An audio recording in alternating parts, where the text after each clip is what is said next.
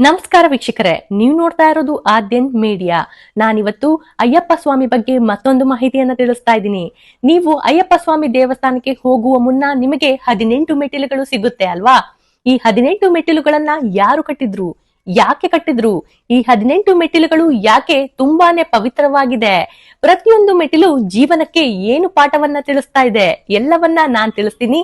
ನೀವು ಆದ್ಯಂತ್ ಮೀಡಿಯಾ ಚಾನಲ್ನ ಸಬ್ಸ್ಕ್ರೈಬ್ ಮಾಡ್ಕೊಳ್ಳಿ, ಲೈಕ್ ಮಾಡಿ, ಶೇರ್ ಕೂಡ ಮಾಡಿ.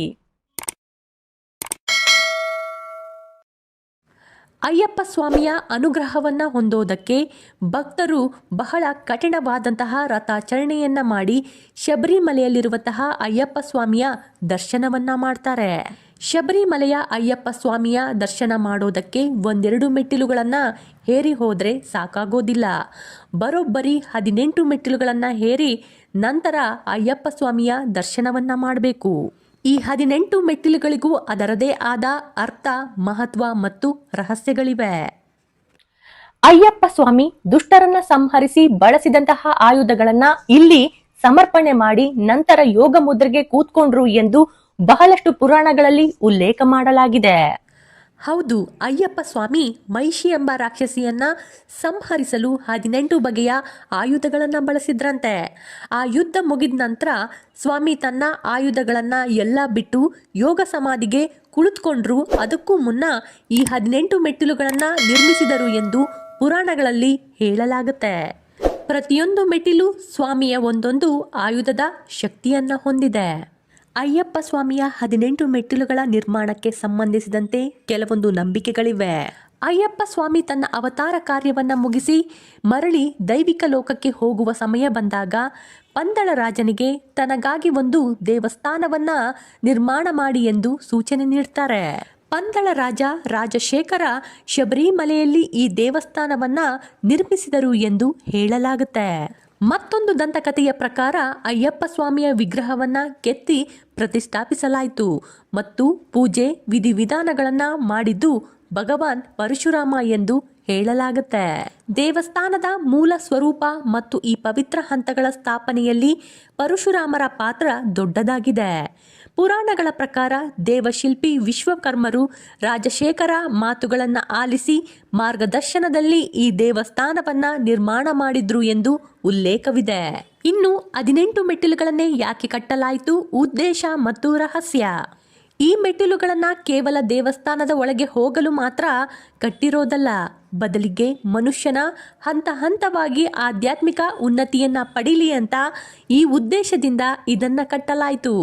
ಒಬ್ಬ ಭಕ್ತ 41 ದಿನಗಳ ಕಾಲ ಕಠಿಣ ವ್ರತವನ್ನ ಆಚರಿಸುವ ಮೂಲಕ ತನ್ನ ಇಂದ್ರಿಯಗಳನ್ನ ಮತ್ತು ಕೆಟ್ಟ ಆಲೋಚನೆಗಳನ್ನ ಹತೋಟಿಗೆ ತಂದಿರ್ತಾನೆ. ಹಾಗಾಗಿ ಮನುಷ್ಯನ ಬದಲಾವಣೆಗಾಗಿ ಈ 18 ಮೆಟ್ಟಿಲುಗಳು.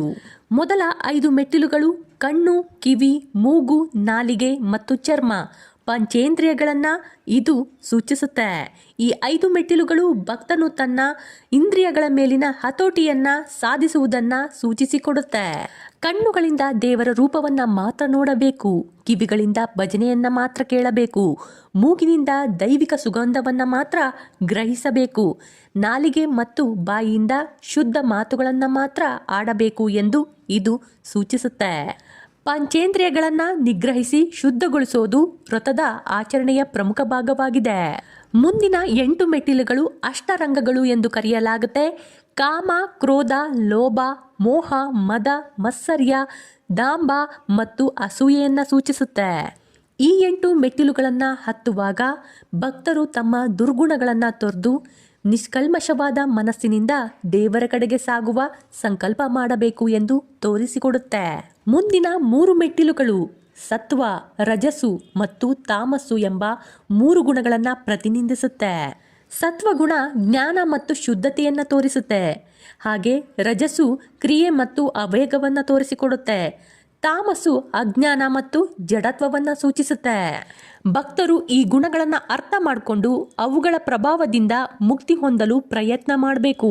ಕೊನೆಯ 2 ಮೆಟ್ಟಿಲುಗಳು ಅಂತಿಮವಾದ 2 ಮೆಟ್ಟಿಲುಗಳು ಅಜ್ಞಾನವನ್ನ ತೊಡೆದು ಜ್ಞಾನವನ್ನ ಪಡೆಯುವ ಹಾದಿಯನ್ನ ಸೂಚಿಸುತ್ತೆ. ನಮ್ಮೆಲ್ಲ ಸಂಪತ್ತು ಮತ್ತು ಸಂಪರ್ಕಗಳು ಭಗವಂತನಿಂದ ಬಂದಿರೋದು ಎಂಬ ಜ್ಞಾನವನ್ನ ಇದು ಪ್ರತಿನಿಧಿಸುತ್ತೆ.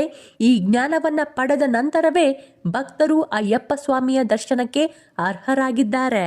ಕೊನೆಗೆ 18 ಮೆಟ್ಟಿಲುಗಳನ್ನ ಹತ್ತಿ ಮೇಲೆ ಹೋದಾಗ ಅಲ್ಲಿ ನಮಗೆ ಕಾಣಸಿಗುವ ಮಹಾಕಾವ್ಯ ಏನ್ ಗೊತ್ತಾ? ಅದು ನೀನೇ ಆಗಿದ್ದೀಯಾ. ದೇವರು ಬೇರೆ ಎಲ್ಲೂ ಇಲ್ಲ, ನನ್ನೊಳಗೆ ಇದ್ದಾನೆ ಎಂಬುದು ನಿಮಗೆ ಅರ್ಥ ಆಗುತ್ತೆ. ನಿಮ್ಗೆ ಗೊತ್ತಾ, ಪ್ರತಿಯೊಂದು ಮೆಟ್ಟಿಲಿಗೂ ಅಧಿದೇವತೆ ಇದ್ದಾಳೆ. ಮೊದಲನೇ ಮೆಟ್ಟಿಲಿಗೆ ಗೀತಾದೇವಿ ಅಧಿದೇವತೆಯಾದ್ರೆ, 2ನೇ ಮೆಟ್ಟಿಲಿಗೆ ಗಂಗಾದೇವಿಯಾಗಿದ್ದಾಳೆ, 3ನೇ ಮೆಟ್ಟಿಲಿಗೆ ಗಾಯತ್ರಿ ದೇವಿಯಾದ್ರೆ, 4ನೇ ಮೆಟ್ಟಿಲಿಗೆ ಸೀತಾದೇವಿಯಾಗಿದ್ದಾಳೆ, 5ನೇ ಮೆಟ್ಟಿಲಿಗೆ ಸತ್ಯದೇವಿ ಅಧಿದೇವತೆಯಾದ್ರೆ, 6ನೇ ಮೆಟ್ಟಿಲಿಗೆ ಸರಸ್ವತಿ ದೇವಿಯಾಗಿದ್ದಾಳೆ, 7ನೇ ಮೆಟ್ಟಿಲಿಗೆ ಬ್ರಹ್ಮ ವಿದ್ಯಾದೇವಿಯಾದ್ರೆ, 8ನೇ ಮೆಟ್ಟಿಲಿಗೆ ಬ್ರಹ್ಮವತಿ ದೇವಿಯಾಗಿದ್ದಾಳೆ, 9ನೇ ಮೆಟ್ಟಿಲಿಗೆ ಅಧಿದೇವತೆ ತ್ರಿಸಂಧ್ಯಾ ದೇವಿಯಾದ್ರೆ, 10ನೇ ಮೆಟ್ಟಿಲಿಗೆ ಮಂಜರಿ ದೇವಿಯಾಗಿದ್ದಾಳೆ, 11ನೇ ಮೆಟ್ಟಿಲಿಗೆ ಅಧಿದೇವತೆ ಅರ್ಥಮಾತ್ರ ದೇವಿಯಾಗಿದ್ದಾಳೆ, 12ನೇ ಮೆಟ್ಟಿಲಿಗೆ ಅಧಿದೇವತೆ ಚಿದಾನಂದ ದೇವಿಯಾಗಿದ್ದಾಳೆ, 13ನೇ ಮೆಟ್ಟಿಲಿಗೆ ಭಾವಾಗ್ನಿ ದೇವಿಯಾಗಿದ್ದಾಳೆ, 14ನೇ ಮೆಟ್ಟಿಲಿಗೆ ಭಯನಾಶಿನಿ ದೇವಿಯಾಗಿದ್ದಾಳೆ, 15ರ ಮೆಟ್ಟಿಲಿಗೆ ವೇದೇಂದ್ರ ದೇವಿ ಅಧಿದೇವತೆಯಾಗಿದ್ರೆ, 16ನೇ ಮೆಟ್ಟಿಲಿಗೆ ಪರಾದೇವಿಯಾಗಿದ್ದಾಳೆ, 17ನೇ ಮೆಟ್ಟಿಲಿಗೆ ಅನಂತ ದೇವಿಯಾಗಿದ್ರೆ, 18ನೇ ಮೆಟ್ಟಿಲಿಗೆ ಅಧಿದೇವತೆ ಲಕ್ಷ್ಮೀ ದೇವಿಯಾಗಿದ್ದಾಳೆ. ಅಯ್ಯಪ್ಪ ಸ್ವಾಮಿಯ ಸನ್ನಿಧಾನದಲ್ಲಿರುವಂತಹ 18 ಮೆಟ್ಟಿಲುಗಳನ್ನು ಪಂಚಲೋಹದಿಂದ ತಯಾರಿಸಲಾಗಿದೆ. ಈ 18 ಮೆಟ್ಟಿಲುಗಳನ್ನು ಏರುವಾಗ ಅಯ್ಯಪ್ಪ ಸ್ವಾಮಿಯ ಭಕ್ತರು ನಾಮಸ್ಮರಣೆಯನ್ನ ಮಾಡ್ತಾ ಇರ್ತಾರೆ. ಯಾವ ವ್ಯಕ್ತಿ ಈ ಎಲ್ಲ 18 ಮೆಟ್ಟಿಲುಗಳನ್ನು ಏರ್ತಾನೋ ಅವನು ತನ್ನನ್ನು ತಾನು ಕಂಡುಕೊಳ್ತಾನೆ. ಈ ಪವಿತ್ರ ಮೆಟ್ಟಿಲುಗಳು 4 ವೇದಗಳು, 6 ವೇದಾಂಗಗಳು, 6 ದರ್ಶನಗಳನ್ನು ಮತ್ತು 2 ಮಹಾಕಾವ್ಯಗಳನ್ನು ಪ್ರತಿನಿಧಿಸುತ್ತೆ. ಶಬರಿಮಲೆಯ ಸುತ್ತಮುತ್ತಲಿರುವಂತಹ 18 ಬೆಟ್ಟ ಗುಡ್ಡಗಳು ಈ 18 ಮೆಟ್ಟಿಲುಗಳನ್ನು ಪ್ರತಿನಿಧಿಸುತ್ತದೆ. ಈ ಎಲ್ಲ ಬೆಟ್ಟಗಳ ದೇವತೆಗಳು ಈ ಮೆಟ್ಟಿಲುಗಳಲ್ಲಿ ನೆಲೆಸಿದ್ದಾರೆ ಎಂಬ ನಂಬಿಕೆ ನಮ್ಮಲ್ಲಿದೆ. ಈ ಪ್ರತಿಯೊಂದು ಮೆಟ್ಟಿಲು ಆ ಒಂದೊಂದು ಬೆಟ್ಟದ ಅಧಿದೇವತೆಗೆ ಸಮರ್ಪಣೆ ಮಾಡಿದ್ರಿಂದ ಈ 18 ಮೆಟ್ಟಿಲುಗಳನ್ನು ಹತ್ತುವುದು ಅಂದರೆ 18 ಬೆಟ್ಟಗಳನ್ನು ಹತ್ತಿ ಪುನೀತರಾದಂತೆ ಎಂಬ ನಂಬಿಕೆ ನಮ್ಮಲ್ಲಿದೆ.